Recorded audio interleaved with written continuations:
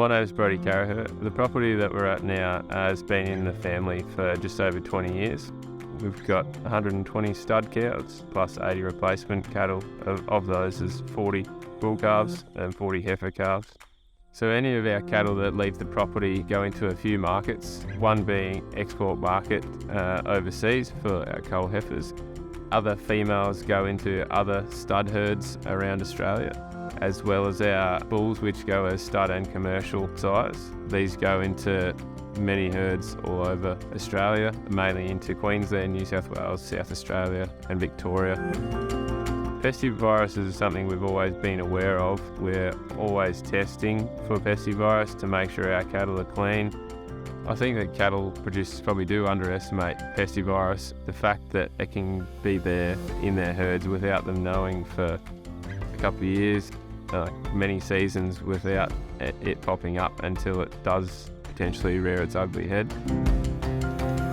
If pestivirus was to get into our herd, I think the biggest impact on us would be early embryonic loss and fetal loss, as our calves are seed stock calves and those bulls are worth a little bit of money. The heifers are also very valuable, so if we were to lose say a good percentage of those through empty cows not calving through that fetal loss, then we'd be at quite an economic loss in that first 12 months.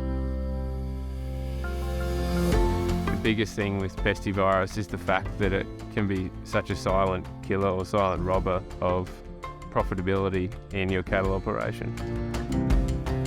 For commercial operations, vaccinating is the best option for mitigating the shortfalls and drawbacks that pestivirus presents.